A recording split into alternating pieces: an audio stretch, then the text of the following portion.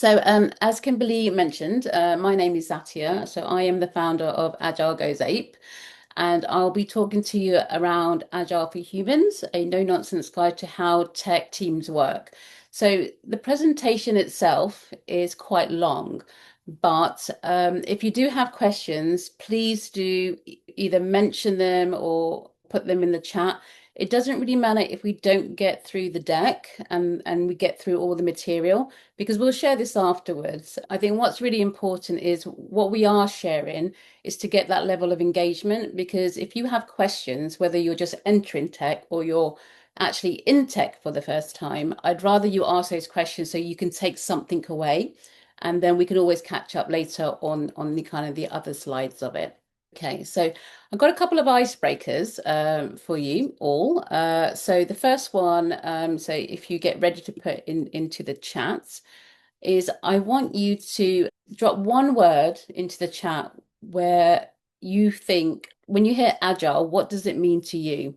So if you just put that in, and I put a couple of things you may put. You may say, well, actually, when I hear agile, I hear things like Scrum or frameworks, or I hear, no documentation. I hear Jira tickets. So it'll be good to see. I'm just going to look in the chat what you guys have. Okay, Scrum, flexible, iterative, sprint, Scrum, mindset. Okay, so relatively you're all hearing the same things. Okay, this is going to be really important because when we go through the presentation, we talk about some of these frameworks. And these are around the agile principles, which you mentioned flexibility, and also around, it looks like the most common one that people are using is Scrum, and that's dealt with in sprints. Yeah, ways of working. Okay, cool. All right, so I think generally everyone's hearing the same kind of terms. It'll be interesting to know, actually, let's ask the question here.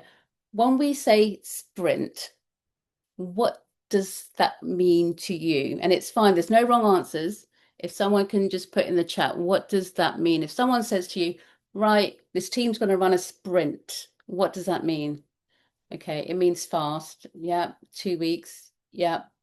Settle period. Yeah, I think exactly that. So we'll talk about sprints, but generally it's a time box period. And normally the standard is 2 weeks, but can be longer as well. So that's good to know. Right. As part of the second part of the icebreaker, ask another question.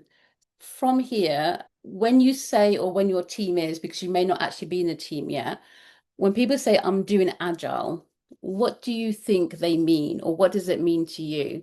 And I put some things in here which you, just to kind of prompt you. When we say we are doing agile, do we mean that we are aligned with a broader team? Do we mean it's to do with a specific tool or a practice? What do you think when people say we are doing agile? What does that mean to you? Using tools that help manage the project like Trello. Okay. They're reviewing several times the effectiveness of the work. Yeah, we want an MVP, another term, MVP, minimal viable product, quick to ship in small increments. Okay, so not allowed to say. Okay, no worries. So I think with this is really useful as well. So we'll talk about when we say we are agile, how do we determine if we are agile, or we're actually doing it, or we're just saying we're doing it? So we'll talk about those, and we'll mention things around the ceremonies, the retros, which I think we put it into the chat as well. Okay. Okay, so before we begin, we're going to assume a few things because I know everyone's probably at different levels. So we're going to assume everyone has zero knowledge. So if you do know things, apologies in advance. I will probably be saying those same things. We just want to make sure everyone has the same foundation so we can kind of start from the beginning. Even if you use Agile, you may find, like we mentioned, your team say they're doing Agile, but they're not really being Agile. And there is a key difference, and we'll talk later on in the presentation what that difference is. And also, Agile is taught in many ways, and Agile has many frameworks. There is no wrong way. It all depends on the environment, the group that you have, and other factors. So there is no wrong way of doing it. And also, this is more of a conversation. So feel free to put in the chat, like I mentioned, or interrupt, and then ask the questions. Yeah. All right, so the first one is why Agile. So with this, I want to just kind of go back a bit, kind of where it all started. So pre-2001, largely the way that software engineering teams work was they work to this way called waterfall. And you may have heard this term.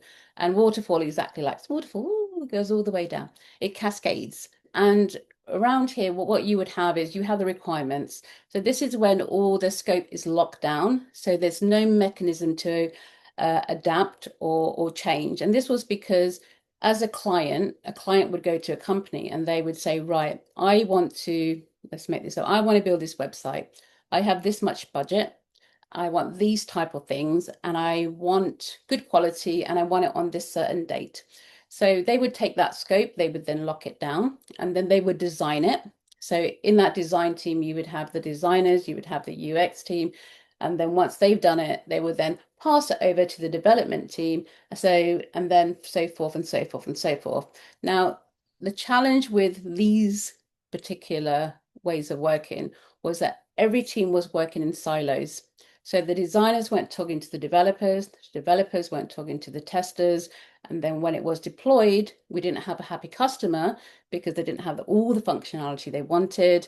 Yeah, sometimes largely it was in scope, but sometimes the scope and the budget increased.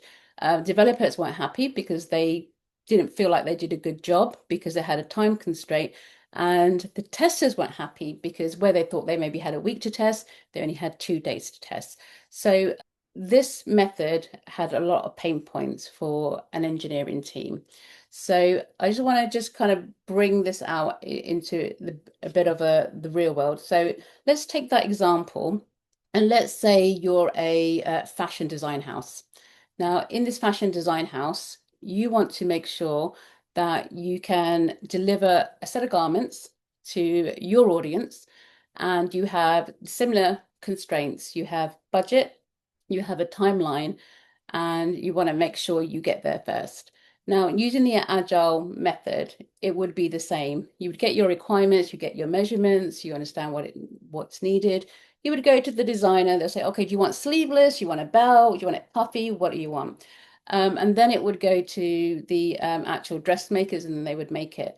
So it's the same problems here because you can spend all your time scoping, but if you don't have user feedback and if you also take too long to go to market, you have a lot of parties which are unhappy. So with this, the business is unhappy because perhaps a competitor has got there first because it's taken you too long to actually get that product to market. The people involved in making that product are not happy because they had a time constraint. And then when you do get it out, perhaps the customer's not happy because it's not exactly what they expected because there's a better thing by another competitor that's come out. So these were the real pain points of waterfall. So then what we're going to do is we're going to look at why this method was quite problematic. As we mentioned, teams are working in silos. There wasn't that feedback loop and there wasn't that collaboration between everybody. So that causes a lot of friction. Things arrive to each, if you like, team quite late, and the cycles took too long. And sometimes when they were in a cycle, they had to go back all the way to the front. So there was a group of developers, 17 of them. They decided, right, we want things to change because we can't continue to work in this way. So in 2001, they came up with the Agile Manifesto. That was based on 4 values. These values, which was individuals over process. And what that means is let's have the conversation rather than having a rigid process or a really lengthy conversation. Let's just make sure we have a nice lean conversation, figure out what's needed. So individuals over interactions. The second the value was around working software over documentation.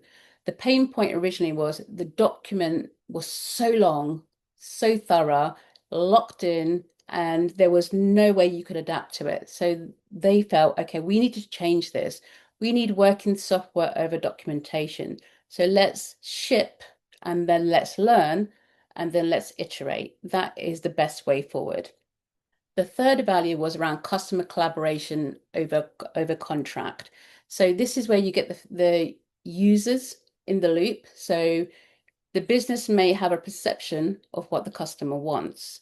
Like also the engineering team or the designers may have a perception, but that perception may be wrong. So before you invest too much time, do it quickly, but make sure you can bring that feedback in. So they wanted to make sure they had the user's voice within that loop.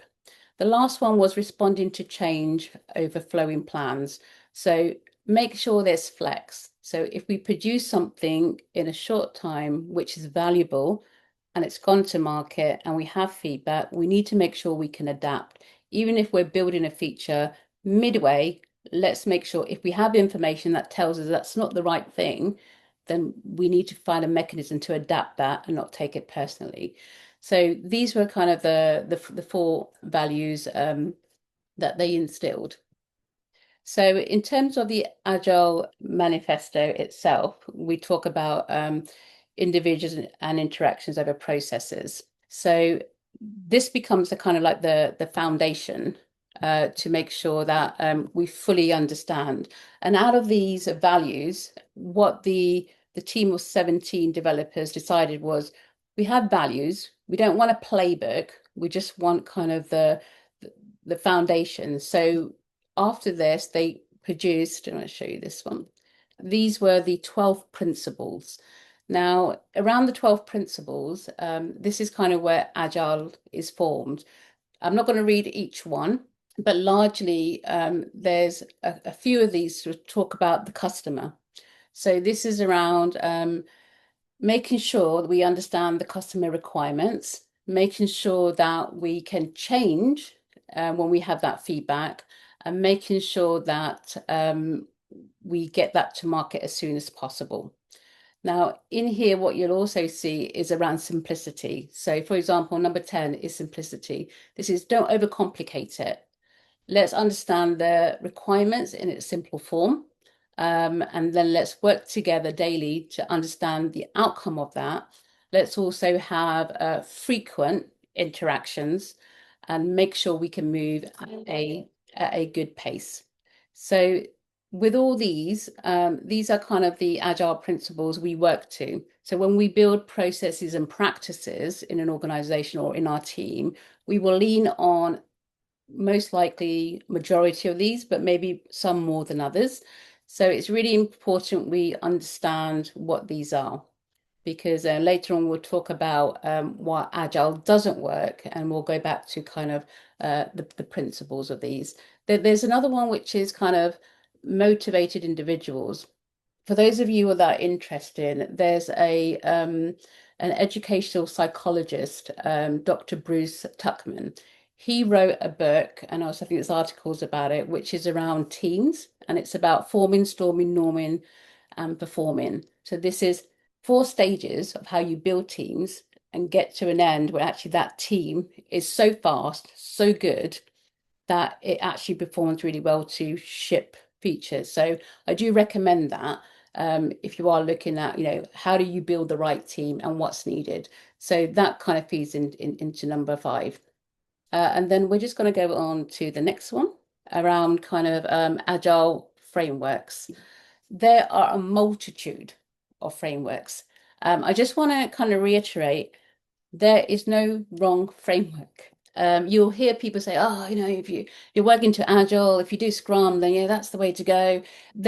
Honestly, there's no wrong one. It all depends on your team. It all depends on the way that you want to work and your organization. So there's a lot of factors involved, but there's a multitude. And with each of the frameworks, you don't have to be rigid. Sometimes you get purists, and purists say, well, okay, if we're working to Scrum, we must do it letter by letter. You don't need to. Do not be rigid, because that's the whole definition of a framework. It's a framework to enable you to adapt and work in the way that it's needed.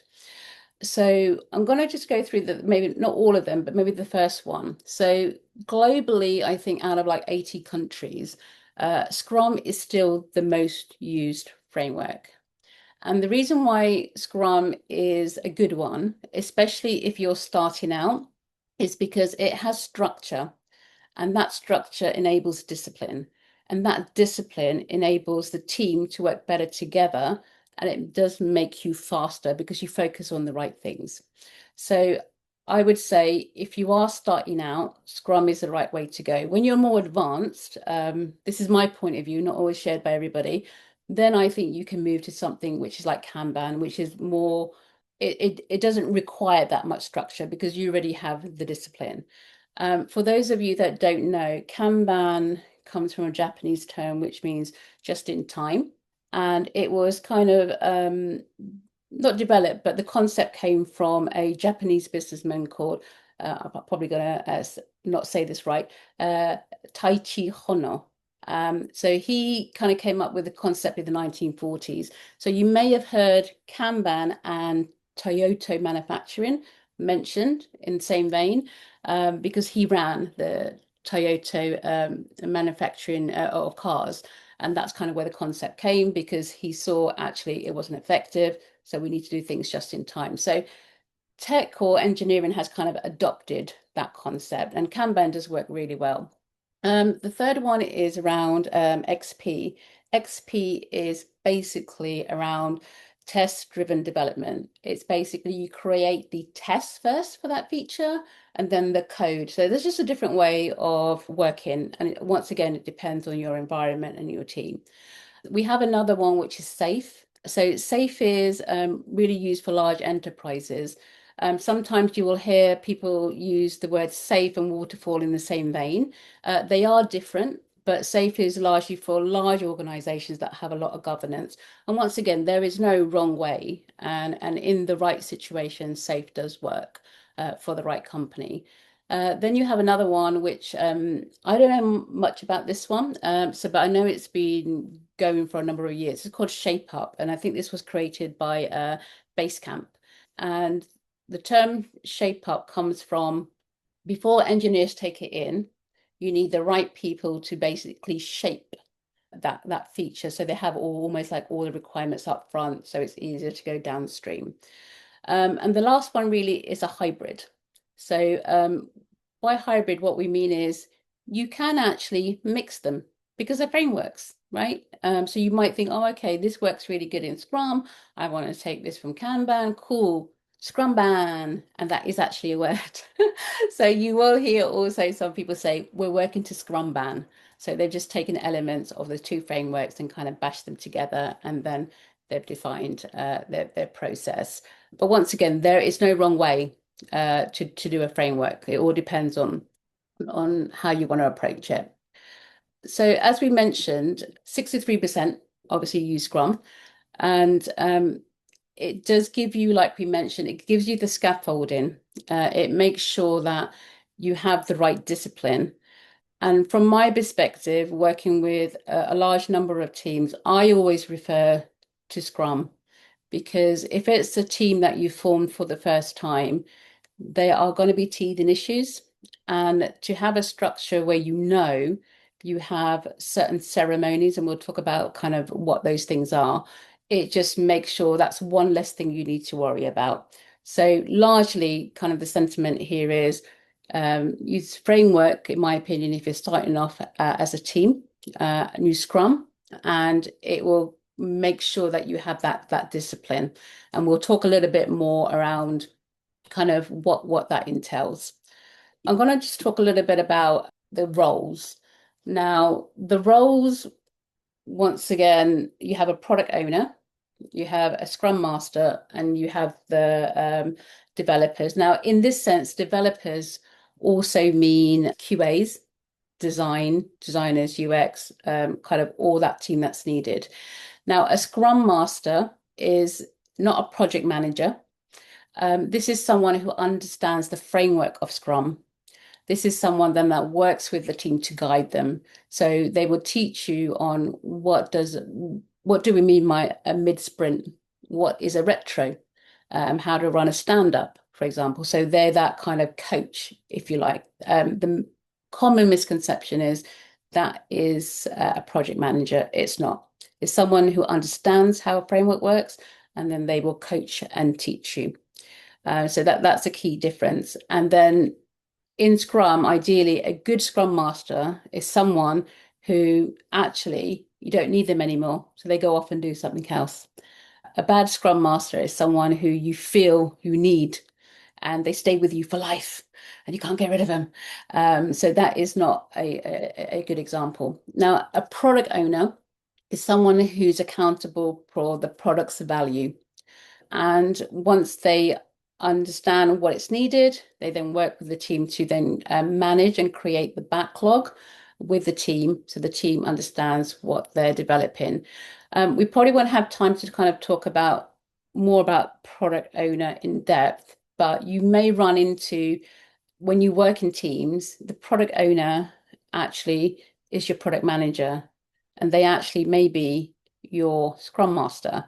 So depending on which organization you work in, sometimes sadly that product role has expanded, and there's a lot of frustration in the product group that kind of take on other responsibilities. But largely, you want that isolated, so they're not meant to be more than doing more than one remit. In terms of the developers, this is everyone, like we mentioned, engineers, designers, QA, data analysts, and that team basically has everything they need to self-organize, and they basically then work on the requirements and then see that through. And then the product owner will then sign off to make sure that their end product meets the requirements. Okay, we're going to talk a little bit around, still around Scrum and kind of like the ceremonies. So you might hear sprint planning. So a sprint can be 2 weeks, can be 3 weeks, can be 4 weeks. I wouldn't go larger than four. So the length is really up to you. From my perspective, I wouldn't go less than 2 weeks. The reason why is because you have these ceremonies. If you have everything in a week, you think about all the ceremonies you don't have much time for development, so there's so much overhead. 2 weeks allows you that wiggle room. So 2 weeks, or you can have more. But a sprint, where we say if it's 2 weeks, then a maximum of sprint planning should be actually 4 hours. So this is where the team creates the goal once they understand what the business wants. And then the engineering team then discuss how they would then execute that. So the engineers own the how. And then there's a little bit of back and forth with the PO, and then that kind of that's your planning session. So you understand within that sprint, our goal is to release this feature or this item in production, meeting these requirements. And basically, those 4 hours is for the team to discuss how they would do that, and then make sure they had the necessary requirements in whichever tool. Normally, you hear the word Jira, but it can be other tools as well that you use. In addition to the kind of planning session, you have daily scrums. And those are the daily stand-ups. So I think most people will be quite familiar with these. These are 15 minutes. This is kind of the point where all team members with their stakeholders get together and you talk about what you did yesterday, what you're doing today, and most importantly, any blockers. So your Scrum Master can help make sure that those things are unblocked with the team. Then what you also have is a sprint review.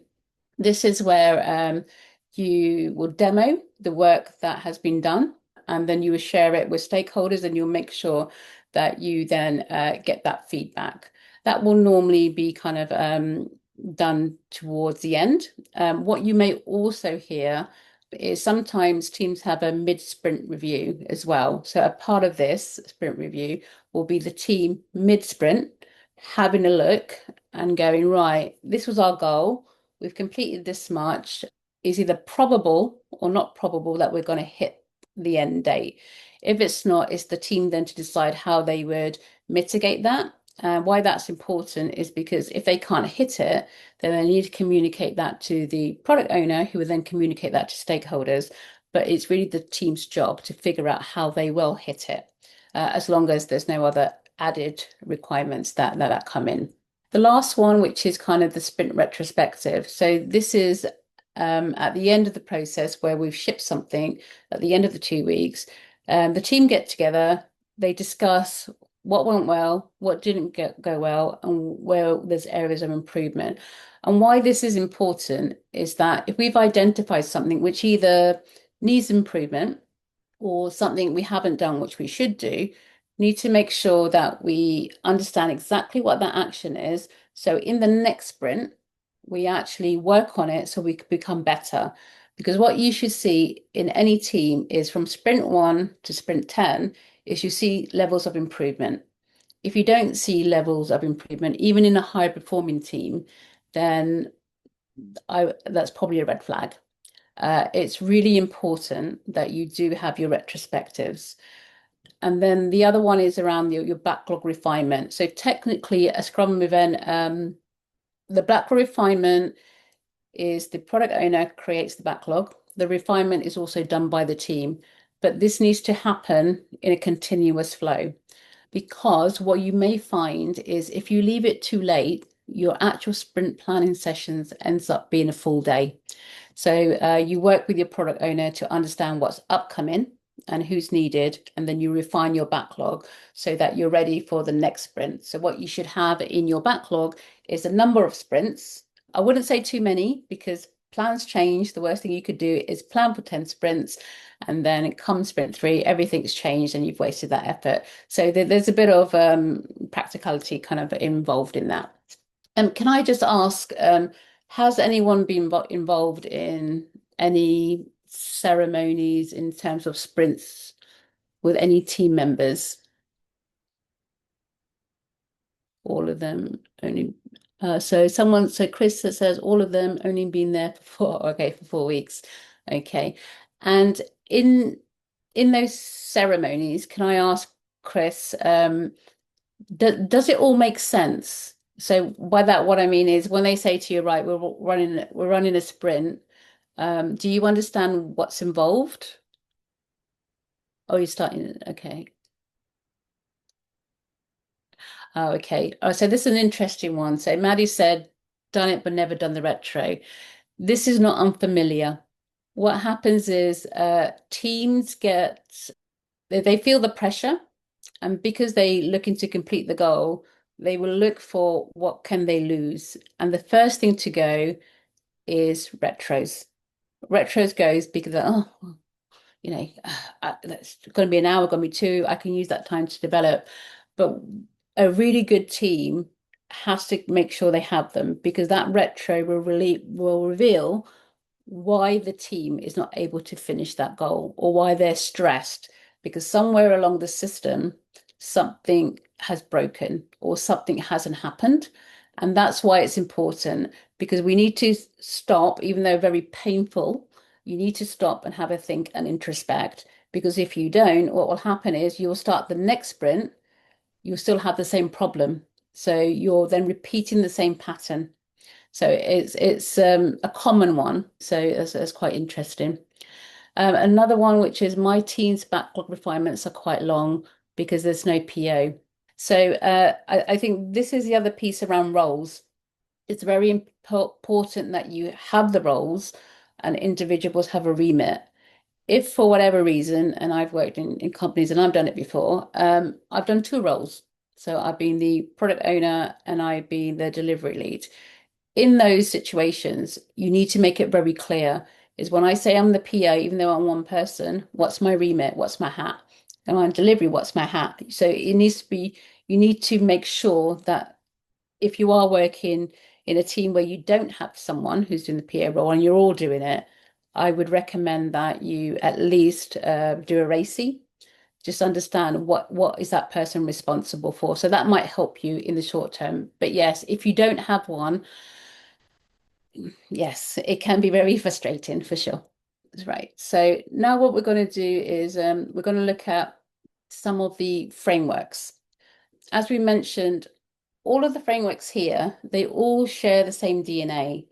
They all share the manifesto values, which we know there's 4, and the 12 principles. The difference is the structure of that framework, the roles, and the cadence. And no framework, like we mentioned, is incorrect. So it all depends on your circumstance in terms of how you want that to work. So I'm not going to go through all these because we'll be sharing the deck afterwards, but basically similarities, but it all depends. You have to decide which is the right one for you and your team. In terms of my experience, and especially in the delivery role side of things, I think, which maybe most of you can probably resonate with, there is no textbook. You've got the values, you've got the principles, then you've got a good luck. There's no way of actually someone saying this is how it works. And the reason why no one can say that is because there's different ways of working. It all goes back to the values and principles, because you can take those and you can choose whatever framework, you can mix them up. It all depends on how you want to work. So that's why this is really hard. So if you do find yourself working in an agile team, you just have to be very clear on how your team wants to work and what aspects of either a framework or different frameworks you are taking, and you just need to make sure you can visualize what that looks like. So yeah, unfortunately, there is no textbook for it, and that's why it's very challenging then to figure out. And sometimes you feel like, oh, am I doing this wrong? Or you may get people in your team who think they know it all, and they say, no, actually, you should do it this way. There is no right way. As long as you're adhering to the values and the principles, you're on the right track. The other kind of most important ingredient in here, which we talk about, is mindset. And this is why sometimes if we don't have the right mindset, we can fail. And I'll give some examples a little bit later on, but I will want to just go through what we refer to as kind of the onion layer. So in here, what you have is you have your mindset. If you have your right mindset, you can basically achieve anything, because this is saying, I understand that I need to adapt, but I also understand there's values. If I abide by the four values and I abide by the practices, then everything else that comes is a given. So if you have really the mindset and the values, the practices, the frameworks, and the tools are just added. What we normally see in Agile is the reverse. We will see a company, or maybe people within a company, that says, right, we're doing Agile. I've got Jira. I've got Scrum. We're going to have these ceremonies. Oh my God, Agile doesn't work. It's because we don't have the right mindset. And so that's why it's really important. Just because you have the Jira, you have your Kanban, and you've defined whatever those Kanban ceremonies are, it doesn't mean you're being agile. And I want to give you another scenario. If you don't have the right mindset, and say you have a team, within that product and engineering team, you have daily stand-ups. If you have an individual who doesn't have the right mindset, and we ask them the question, oh, okay, cool. What did you do yesterday? What are your blockers? They see that as a checkbook exercise. They're not going to participate. There's no value in them being there, because they're not going to spark the right conversation. So you've already failed. However, if you have an individual that has the right mindset and you're like, okay, what did you do yesterday? And that individual may say, all right, I was working on that feature and then I ran into this problem. So they give you more information. The whole purpose of that is you're working as a team. They have the right mindset. So that's why it's really important, is you need the right people. If you don't have the right people, or if you have resistance, then this framework or the agility around it, it can't be successful. So it's not really the framework or the tools, it's basically the people. So you need to take that into mind, because you'll hear that a lot, which is, Agile doesn't work. We've done it. So I'm going to give you a few more kind of examples, kind of where it falls short. So the first one is we've adopted Scrum, but nothing's changed. So this is kind of to my first example, is that we don't have the right mindset. Is that we're relying too much on the framework to this. So that's kind of the key reasons why it fails. The other one is Agile, is that there's no planning. Let's skip it. We don't need it. So you hear a lot of people mention this, which is, oh, you don't need documentation. We'll just crack on and we'll create it because we're agile. So in terms of the principle, we don't say no documentation. We say lean documentation, because if we go back in time, the pain point was we spent too much time on lengthy documentation and it was locked. Here we're saying you do need documentation. But why that's important is if you don't have documentation, the team is going to be at risk. Because if you just go verbally on, I think this is what the stakeholders wanted, then what will happen is that at the end, your stakeholder will see that and go, well, no, I wanted this, this, and this. You have no reference to say, actually, no, this was our agreement. So we go back to the values, we need a contract. That contract is to say, the outcome I want is this, the functionality I want is this, and that needs to be documented. Also, it makes it hard for your team because if you have some very talented engineers who create a feature, there is no documentation. How are your QA team going to test it? How do they know what test to write? Because nothing's written down. So when you push it into production and when users use it, there's going to be bugs. So it's really important that if you ever hear that, you need to make sure you kind of course correct it. You do need a level of documentation, and it's up to you to deem what that right level is. The other one, which we kind of, I suppose, in the chat alluded to, the Scrum Master becomes a project manager, but also you may get the devs who become the PO, and there may be different scenarios. So when you have that, it doesn't work because one of the benefits and one of the reasons they kept distinct roles was the product owner is the voice of the business. They say basically the outcome they want, and they create those acceptance criteria so the engineers can develop. Now, what you will also get is you also get a PO that will be like, you know what, can I squeeze this in? Now, the Scrum Master who understands how Scrum works and if it's a fixed period will say, oh, no, hold on, you can't take that in because that is a new requirement. Now, you may say, well, actually, aren't we meant to be adaptable? We are, but we're adaptable when that feature needs to change. So the question we need to ask is that requirement coming in based on user feedback because these requirements are incorrect, or is this something just the business wants to add?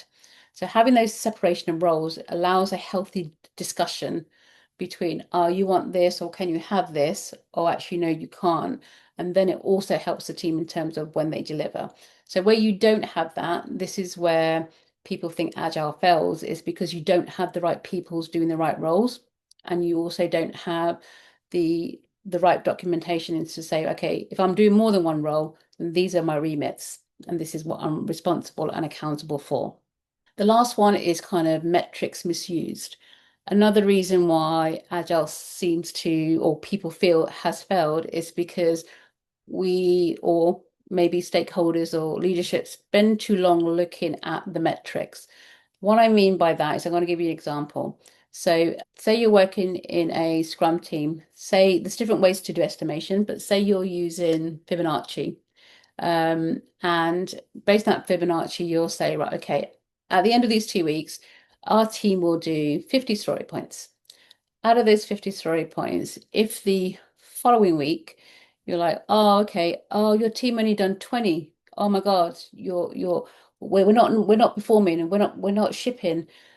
So that is a misuse because one, in your second sprint, you may not have the full team.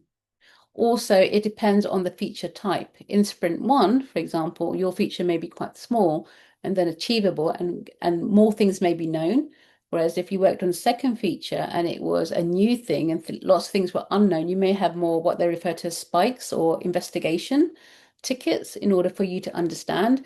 So you can never do like for like. And that's one of the reasons why people feel sometimes Agile doesn't work, is because we're measuring the wrong things. So when we do measure, we need to ask ourselves, why are we measuring? What's the value and how do we feed it back? But also you have to make sure that if we're measuring team A and team B and both are estimating the same way, from my perspective, and maybe some people that disagree with me, you should never, ever actually say, that team did 50, that team only did 40, they're not performing. Because there's many factors at play. And also as individuals, we also have different speeds. It's more around the outcome. So that's why you need to be careful is when you're measuring different types of metrics when it comes to Agile, you need to ask yourself the question, what's the value? How will I use it? There's always ways to gamify it. So the worst thing you can do is have a metric with a lovely little check box and everyone gamifies it and then it has no value. So just be careful if you're responsible for seeing how that works. And then we're going to talk a little bit about kind of myth busting. So these are the kind of the common things that I hear, and maybe these have resonated with you guys. The first one we kind of mentioned, I don't need documentation. It still blows my mind. I've been doing this for over 25 years. Still blows my mind. People still say it. They're like, I don't need it. And it's like, well, you do need it because how do you make sure you have traceability and then visibility and then make sure communication flows? But also in a world where we are using more LLMs and we're leveraging AI, we're kind of seeing a bit of a shift, which is really interesting. It's not going quite back to waterfall, but in order to educate our large language models, we do need specs. Those specs are scopes. So you still need those. So that's something to think about, knowing that obviously where we're moving and we're obviously using AI more and more, is that you do need to make sure you have that lean documentation. But you do need it. If anyone says to you don't need it, seriously, just like take them off the team. Because what you'll find is if you don't have documentation, it's going to be really painful for the rest of your team in order to meet that goal. The second kind of myth is I don't write Jira tickets. It's a waste of time. I can code. I can spend like you want me to write like, maybe 2 hours of Jira tickets or an hour on Jira tickets.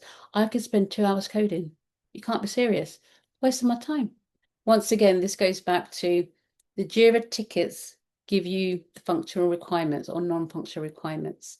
It's that contract from the business to you, to your team, to your QA, to make sure that you've met the acceptance criteria for that feature before it's released. So if you don't have that, and if you have members in your team who don't do that, I personally, I would take them off the team. The reason I say that is because you work as a team. You need each other, right? Because it's the same as that initial waterfall, but we've kind of tightened it with Agile, which is you're throwing things over. Well, if you throw it to your neighbor, they need to know, what are you throwing over the fence? I need to understand what it is. So you do need to have, it might not be, I mean, in normally it's Jira tickets, but other companies may use kind of other ticket types. The third one is we don't estimate. That's not agile. That's not true. Come on. This is money, your company's money. They need to understand what they're investing in and how long it takes. If you work on an agency side, it's a bit more clearer because with agencies, because they have clients, you will have a scope of work. So you have that contract, right? And they'll also have a budget. And then based on that budget, you'll resource it. And then most likely your delivery lead or account director, depending on what their setup is, they will keep track of those things. Where this comes a little bit murky is when you go to client side, because you're producing features for the client which you work for. And the problem with not having estimations is that you need to know what your return of investment is. So as a business, at some point, maybe not on day one, somebody will ask, well, how much are we investing, or how much did it take to create that feature? And why that's important is because if it took you 5 months, or it took a team 5 months to create that feature, someone needs to do the maths. They need to say, right, we've invested 5 months in this engineering team. We think when this feature is deployed, we're going to get this much revenue, which will offset the resource, and therefore our profit will be X. So that's why it's important. So sometimes what you find with engineering teams is, and I think it's an education piece, they don't understand why people want estimates. And it's not because we don't trust individuals, it's because there needs to be wider visibility because other people need to know how long it will take. That's one from a cost perspective, but also from another perspective, most features have go-to-market plans, and your marketing team or your customer service team need to know when you're going to release that feature. And why that's important is because they'll have campaigns they might need to run before release and then after release. So there's reasons why we need to have estimation, but also your team or your delivery lead will also need to know, because we need to figure out, right, so how do we resource this? Can we do things in parallel? What's our key milestones to find out what that target date is? So those are the kind of reasons why it's important. But you will hear, I'm not sure if anyone has, maybe we'll ask the question, has anyone heard of anyone saying we don't do estimations, we don't need estimations? No, never. That's a good sign then. That's a good sign. Okay, cool. So this is an exercise you can take away. Basically, it asks you these questions, and looking at the principles, the 12 ones, you need to identify whether you feel which principles we are following. So that's a nice exercise just to see if you end up with the right set, and I can socialize what the answer is afterwards. Yeah. So just to kind of summarize, Agile is based on values and principles. Being Agile means the whole organization needs to buy in. If they don't buy in, meaning it's from your team, so at operational level, but also at leadership, it's not going to work, because you need that buy-in beforehand. And Agile doesn't happen overnight. You should be able to see the trends and the change, but it's not like a magic wand. Just because you adopt it on day one doesn't mean 2 weeks later everything's perfect. It does take time. Also, you just need to kind of foster the agility of it, and you have to make sure that you don't work in silos. So where possible, you need to make sure that you have those conversations. You might hear people use the term three amigos. So three amigos comes from the concept of having a business analyst, a PO, and a developer. But all that means is you just get the right people in the room. Normally now it's like four amigos or five amigos. But the concept is, if you're working on something, if the designer or UX is working on something, make sure you have an engineer in the room, and make sure you have a QA, so you can have that collaborative conversation. So that's kind of what that means. I hope you all kind of found that useful. And I know we don't have much time for questions, but if there are any, happy to take one or two. Hi, perfect. Thank you. So we've had a few questions come in. What can a junior coming into a team do if all these myths abound in their team slash organization? I would say if you're a junior, you probably just need clarification on how they work, and maybe in a diplomatic way suggest that maybe they should have documentation. With anything, try to take the emotion out of it. It's more around the facts. So, for example, oh, I see there's no documentation for this feature. Do you think it would be useful to perhaps have a a documentation which details the functionality so the QA team know how to test? So something like that, because you can't change people's mind, but if you can get them to think slightly differently, then you may get the outcome that you want. Thank you so much. Someone else, Patience, has asked, can you speak a little bit on technical product owners, please? My company has moved away from product owners.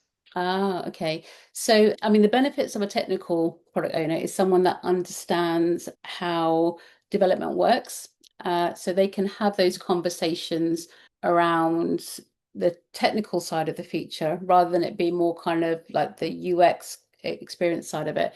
Now, where this becomes even more important is, I suppose, with the introduction of AI, the ways of working are slightly changing. So what that means is, if you have a technical product owner, you can now work with, you could just work with your UX or designer, right? And you can actually mock up something really quickly in, say, Claude Design.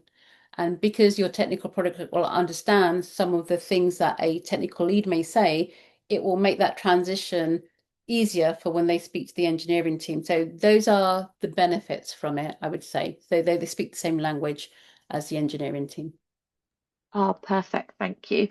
Robin has asked, how can I adjust sprint speed or sprint length to account for some team members being part-time slash needing to work flexible?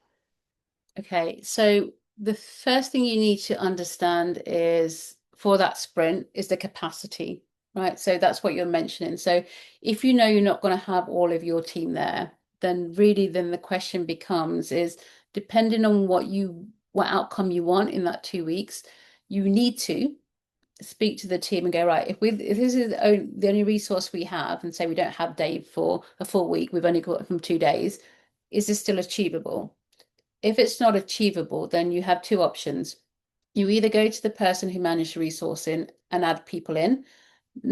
Doesn't always work because there's an onboarding process, right? So if that works and someone's worked with your team before, happy days. Or you say to your PO, whoever it is right, we don't have enough capacity. So what we're going to do, instead of a 2 week sprint, we're going to do this to a 3 week sprint in order to accommodate for that so we can still achieve the goal. And then that way your team don't become stressed. So that may be an option you can use. Perfect. Thank you so much. These are such good questions, by the way, everyone. Kiara has asked, since every developer works at a different speed and Mhm. tech tasks constantly change on the fly, is that why we use story points instead of estimating in strict hours or days? I think it's a mechanism to highlight that there's complexity, but what you can do, because we all do work at different speeds, is if people are doing, so this is a technique that I use, is I use estimated story point and then actual. Where there's a difference, that's where the conversation happens. So you can understand is why aren't we estimating? Like if I've estimated a 3, why can't I hit a 3? Why did it end up being a 5? Something's wrong in the system. So use your retro to understand that. But what you can do if you've got about 3 sprints worth of data, so this is what I use. So data is king, right? Take the emotion out of it, is look at the data and go, right, I can see as a team we're doing this much. At an individual level, and it's not having a go at anyone. It's saying, let's say, for example, I can see Atia actually her velocity is only 10, whereas, Jemima's is like 20. Oh my God, what does this mean? It doesn't mean anything. It just means I've still done a good job. I've met my task, but that next time, if we're planning something which is a similar size, this is the target date. So I don't think it matters. The only time it matters is if you have an individual who is, let's say, incredibly slow, you need to make sure you speak to the person and maybe the engineering manager or whoever's the kind of manager, because it could be that person needs support. Or what you can do in a team to not motivate, but to help that person is you can do pair programming. So instead of saying you work on this, you're going to be working on this, like, cool, I'm going to team you up with someone who knows what good luck looks like, who's senior, and they can help you, they can drive you, they can upskill you, and the whole team will benefit. So you can pair them up with that. That would probably be my recommendation because you're looking for your team to become better, not to penalize them because Atia's only 10 points and that isn't good. Yeah, pair programming is so useful for that sharing of knowledge. I've done it a lot in teams, particularly if like someone's built the feature and then, months later you're given a ticket to do an improvement. You're like, well, actually, if I pair with this person, it will be done quicker, but actually they have all this product knowledge or feature knowledge. So that's where we've done it quite a lot in one of my previous teams in that sense as well. Yeah. Last questions. Someone has said, how do you get past the anxiety slash social anxiety slash imposter syndrome in a new role whilst working with Agile? Oh, I think I've still got imposter syndrome. I only did it for 25 years. Yeah. I think the best thing is it's hard because even I do take them personally, is don't take it personally. And I think it's something you need to train yourself. And then in terms of working with others, a technique I use, I think lands really well because if you want to change things or if you want to see, oh, does this work? You just say, oh, I have an idea. Let's do an experiment. Because when you say the word experiment, it doesn't mean you're mandating, it means you're trying something new. And I found, at least in my experience, that's worked quite a lot. So you could use that, but I think personally, you just got to You've got to just make sure you're kind to yourself. But like I mentioned before, Agile is values and principle. It's not the framework. So it doesn't matter. As long as you stick to the values and principles, you're on the right road. Perfect. I think that's such a nice way to end this whole session. It's all about values. Thank you so, so much, Atia. Like I said at the beginning, this was the type of session that I wish I'd had like many years ago when entering tech. So, yeah, thank you so, so much for today's session. I hope everyone found it very useful and enjoy the rest of your day. Thank you all. Have a good